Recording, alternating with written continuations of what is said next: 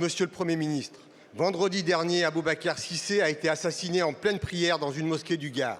Mes premières pensées vont à sa famille que nous avons reçue ce matin. À 22 ans, il a été victime d'un meurtre islamophobe dans l'indifférence totale des autorités. Ce meurtre n'est pas un accident. Il est l'aboutissement d'un climat de haine que vous laissez prospérer jour après jour. Monsieur le Premier ministre, l'islamophobie tue en France. Cette stigmatisation est orchestrée, alimentée quotidiennement par les plus hautes autorités de l'État. Votre ministre de l'Intérieur, lorsqu'il crie « à bas le voile », utilise des mots qui prouvent ce crime. À la sidération de cet assassinat s'ajoute l'injustice ressentie par des millions de nos compatriotes, l'injustice d'une République silencieuse où la simple demande d'une minute de silence à la victime est décrite comme une instrumentalisation politique, l'injustice d'un gouvernement qui a mis plus de 48 heures à réagir, l'injustice d'un ministre de l'Intérieur qui préfère maintenir ses meetings face à l'horreur. Soyons clairs, si un tel crime avait été commis dans une église ou une synagogue, votre ministre aurait été sur place dans l'heure. Et il aurait eu raison de le faire. Alors pourquoi ce mépris? Pourquoi cette différence de traitement?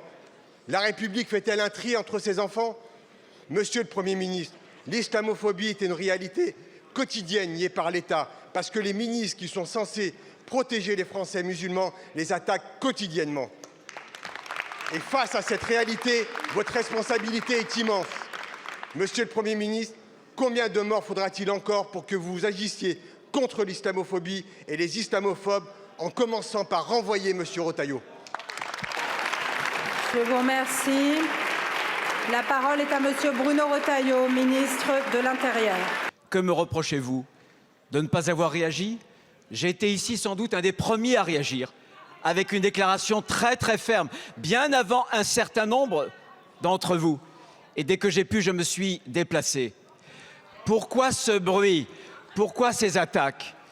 Vous dites que si, dans d'autres circonstances, il y avait eu un mort, j'aurais agi différemment. Certainement pas. C'est vous qui avez l'indignation sélective. 14, Monsieur Retailleau, 14 kilomètres entre la sous-préfecture d'Alès et la mosquée où a été assassiné Aboubacar Cissé. Et vous n'avez même pas daigné parcourir ces kilomètres pour aller lui rendre hommage.